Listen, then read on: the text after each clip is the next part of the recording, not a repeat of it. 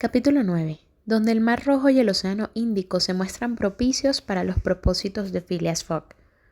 La distancia entre Suez y Adén es exactamente de 1.310 millas, y el pliego de condiciones de la compañía asigna a sus paquebotes un lapso de tiempo de 138 horas para recorrerla. El Mongolia, con las calderas a toda máquina, navegaba a tal velocidad que podía perfectamente adelantarse a la llegada reglamentaria. El destino de casi todos los pasajeros embarcados en Brindisi era la India. Unos se dirigían a Bombay y otros a Calcuta, pero vía Bombay, porque desde que el ferrocarril atravesaba en toda su anchura la península india, ya no era necesario bordear la punta de Ceilán. Entre los pasajeros del Mongolia se contaban varios funcionarios civiles y varios oficiales de distintas graduaciones. De estos últimos, unos pertenecían al ejército británico propiamente dicho, y otros comandaban las tropas indígenas de cipayos. Todos ellos estaban muy bien pagados, incluso en aquel momento en que el gobierno había asumido los derechos y las cargas de la antigua Compañía de las Indias. Los subtenientes cobraban 7.000 francos, los brigadieres 60.000, los generales 100.000. Así pues, se vivía bien a bordo del Mongolia, en aquel entorno de funcionarios con los que se mezclaban varios jóvenes ingleses que con mucho dinero en el bolsillo iban a fundar sucursales comerciales en aquellas lejanas tierras. El sobrecargo, hombre de confianza de la compañía y con la misma autoridad a bordo que el capitán del barco, se encargaba de que todo fuera suntuoso. Tanto en el almuerzo de la mañana como en la comida de las 2, en la merienda de las 5:30 como en la cena de las 8, las mesas se arqueaban bajo el peso de las fuentes de carne fresca y de los entremeses suministrados por la cocina y la despensa del paquebote. Las pasajeras, había varias, se cambiaban de atuendo 2 veces al día. Había música e incluso se bailaba cuando el mar lo permitía. Sin embargo, el Mar Rojo es caprichoso y a veces muy traicionero, como todos los golfos estrechos y largos. Cuando soplaba el viento, ya fuera de la costa asiática o de la costa africana, el Mongolia, un largo uso propulsado a hélice, se agitaba espantosamente al ser azotado por uno de sus lados. Entonces, las damas desaparecían, los pianos enmudecían y los cantos y los bailes cesaban de repente. No obstante, y a pesar de todo, a pesar de las ráfagas de viento y del oleaje, el paquebote empujado por su potente máquina navegaba sin retraso hacia el estrecho del Bab al-Mandab. ¿Qué hacía Phileas Fogg mientras tanto? Cualquiera podría creer que, inquieto y expectante, estaba pendiente de los cambios del viento que podían perjudicar la marcha del barco, de los movimientos desordenados del oleaje que podían provocar una avería en los motores, y, en fin, de todos los posibles daños que, si obligaban al Mongolia a hacer escala en algún puerto, podían comprometer su viaje. Pues no, de ninguna manera, o al menos, si el caballero había pensado en tales eventualidades, no dejaba que se le notara. Seguía siendo el hombre impasible, el miembro imperturbable del Reform Club al que ningún incidente o accidente podía sorprender. No parecía más alterado que los cronómetros del barco. Raras veces se le veía en cubierta. No demostraba el menor interés por observar aquel Mar Rojo tan fecundo en recuerdos, aquel teatro de las primeras escenas históricas de la humanidad. No salía a reconocer las curiosas ciudades diseminadas por sus orillas y cuya pintoresca silueta se recortaba a veces en el horizonte. Ni siquiera pensaba en los peligros del Golfo Arábigo, del que los antiguos historiadores, Estrabón, Arriano, Artemidoro y Edrisi, siempre hablaban con espanto, y por el que antaño los navegantes jamás se aventuraban sin haber consagrado antes su viaje mediante sacrificios propiciatorios. Entonces, ¿qué hacía aquel excéntrico encerrado en el Mongolia? En primer lugar, tomaba sus 4 comidas diarias, sin que el balanceo ni el cabeceo lograran jamás perturbar una máquina tan maravillosamente organizada. Y, además, jugaba al whist. Sí, en el barco había encontrado jugadores tan empedernidos como él, un recaudador de impuestos que se dirigía a ocupar su puesto en Goa, un eclesiástico, el reverendo Decimus Smith, que regresaba a Bombay, y un brigadier general del ejército inglés que iba a reunirse con su regimiento en Benarés. Aquellos 3 pasajeros sentían por el whist la misma pasión que el señor Fogg y jugaban durante horas enteras guardando el mismo silencio que él. En cuanto a Passepartout, el mareo no le había afectado en absoluto. Ocupaba un camarote de proa y él también comía opíparamente. Lo cierto era que aquel viaje realizado en semejantes condiciones ya no le desagradaba. Sabía sacarle partido. Bien alimentado y bien instalado, estaba viendo mucho mundo y además estaba convencido de que toda aquella fantasía terminaría en Bombay. Al día siguiente de la salida de Suez, el 10 de octubre, se alegró de encontrar en cubierta al amable personaje con el que había charlado al desembarcar en Egipto. «No me equivoco, ¿verdad?», dijo abordándole con la mejor de sus sonrisas. «¿Es usted el señor que tan amablemente me sirvió de guía en Suez?». «El mismo», respondió el detective. «¿Y usted?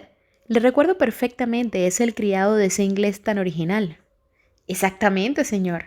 «Fix, señor Fix», continuó Passepartout, encantado de encontrarle a bordo.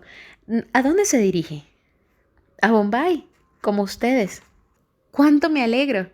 ¿Ya había hecho usted antes este viaje?» «Varias veces», respondió Fix. «Soy agente de la compañía peninsular».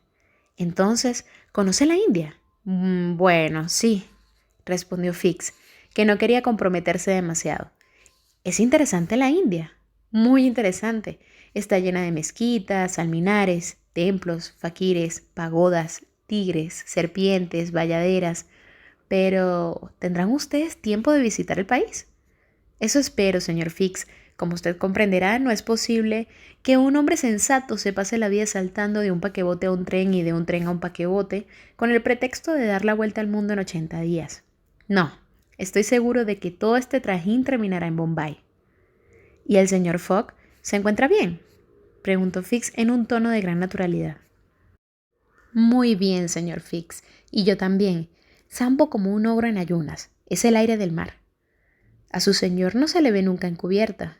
«Es cierto, no es nada curioso». «¿Sabe usted, señor Passepartout, que ese pretendido viaje en 80 días muy bien podría ocultar alguna misión secreta? Quizá una misión diplomática». «La verdad, señor Fix, es que no lo sé, se lo confieso, y si le digo la verdad, no daría ni media corona por saberlo». Desde aquel encuentro, Passepartout y Fix charlaron varias veces. El inspector de policía quería hacerse amigo del criado del señor Fogg. Le sería muy útil cuando llegara el momento, de modo que solía invitarle en el bar del Mongolia a unos vasos de whisky o de cerveza que el joven aceptaba sin cumplidos y que otras veces pagaba él para no ser menos que el señor Fix, quien, por cierto, le parecía un caballero de lo más honrado. Mientras, el paquebote avanzaba rápidamente. El día 13 divisó Mocha, que apareció rodeada de sus murallas en ruinas, por encima de las cuales sobresalían diversas palmeras de un verde intenso. A lo lejos, en las montañas, se extendían inmensos cafetales. Passepartout se quedó maravillado contemplando aquella famosa ciudad, e incluso le pareció que con sus muros circulares y el fortín desmantelado que se dibujaba como un asa, parecía una enorme taza de café.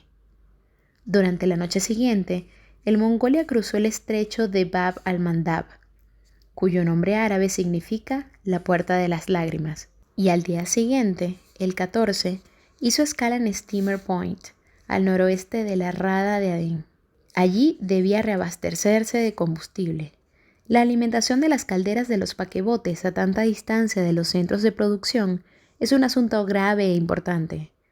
Para la compañía peninsular supone un gasto anual que se cifra en 800,000 libras.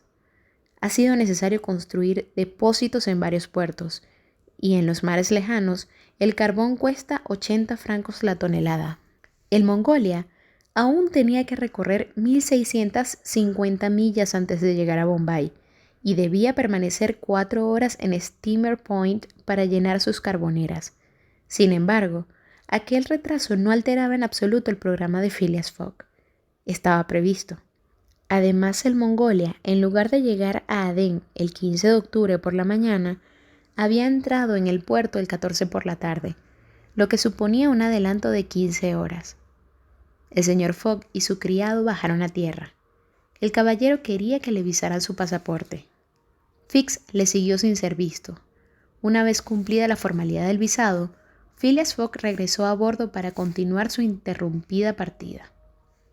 En cambio, Passepartout, según su costumbre, paseó entre la población de somalíes, banianos, parsis, judíos, árabes y europeos que componen los 25.000 habitantes de Adén. Admiró las fortificaciones que hacen de esta ciudad el Gibraltar del Océano Índico, así como las magníficas cisternas en las que seguían trabajando los ingenieros ingleses 2000 años después de que lo hicieran los ingenieros del rey Salomón. Muy interesante, se dijo Passepartout al volver a bordo. Ya veo que viajar es muy útil cuando uno quiere conocer cosas nuevas.